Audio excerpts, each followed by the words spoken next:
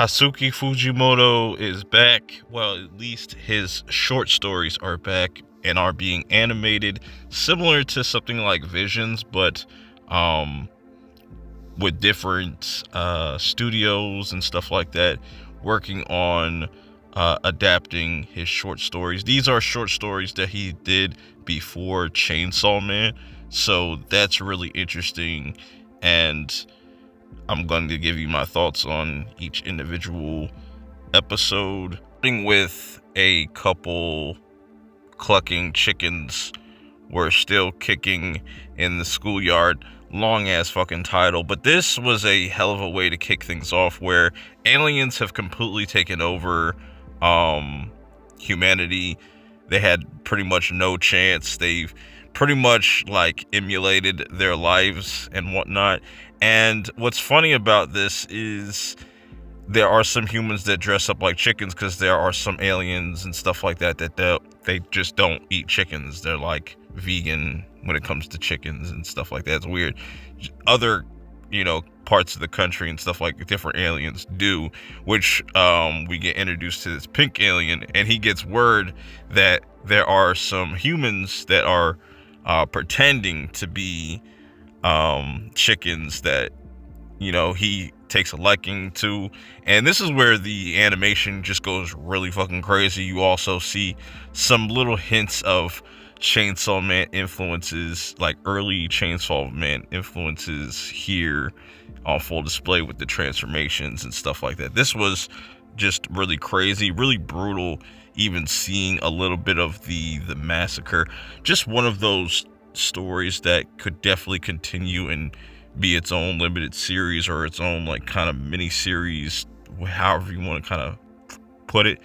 Then the next one we have is episode 2, Sasaki Stops a Bullet, where we have this student that is in love with his teacher, more so just like worships her as a goddess, really looks at her highly. And then all of a sudden this guy comes into the classroom and demands revenge against the teacher for doing him wrong in the past. Really weird. And she's willing to just do whatever, whatever it takes to just protect these kids. And this had some interesting humor and stuff, and just you see how old boy stops a bullet.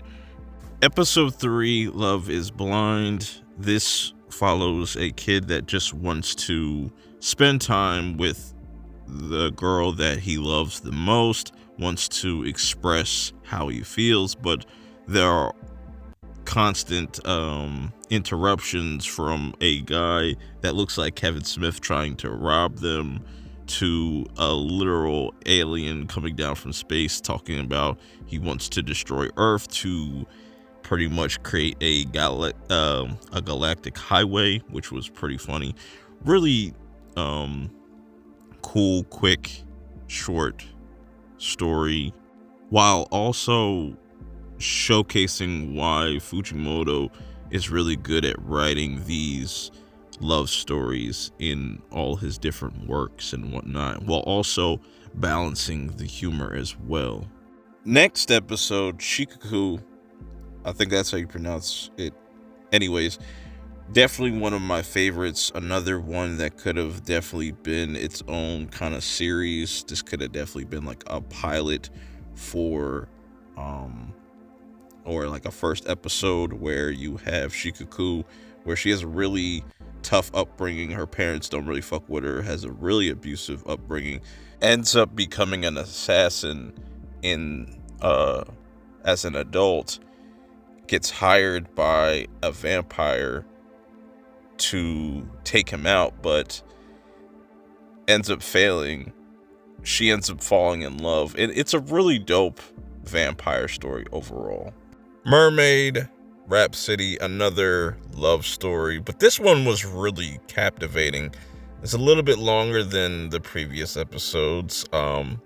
You have this boy that is able to play this piano underwater Also, mermaids exist in this universe, and there are some horror elements to that if you understand the myth behind mermaids. They like to eat humans. I like that they kind of play into this, but at its core, this is about two people falling in love with one another, also learning from one another, whether that's her, the mermaid, learning how to play piano, or the boy learning to trust mermaids more. Really solid story. Next episode was a doozy. Woke up as a girl syndrome. It's literally how it sounds. You have this dude that wakes up now being a girl and has to kind of deal with these circumstances and different feelings. I guess you could say this is like a satire on gender. I think stylistically, like, it's probably the most visually striking with all the very bright, vivid colors, and overall I really like the art style here. Let me know how you guys feel about it. Next, we have Nayata of Prophecy. This one was really cool.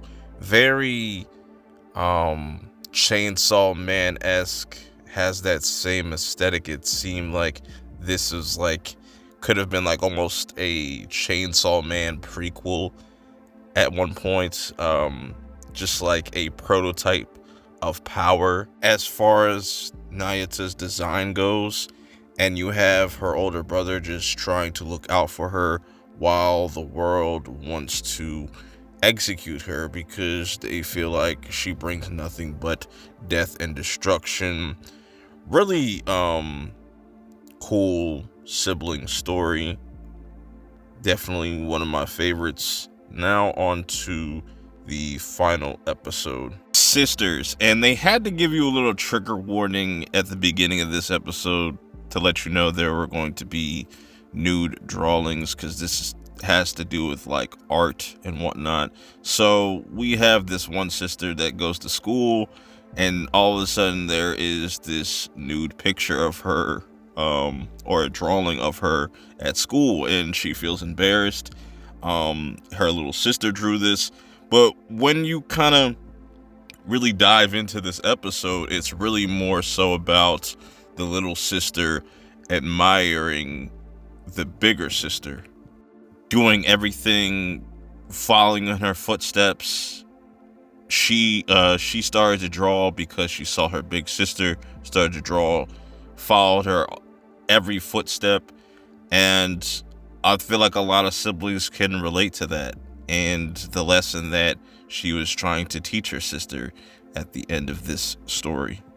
Overall, I do like the final episode. It definitely reminds me of Look Back in a lot of ways.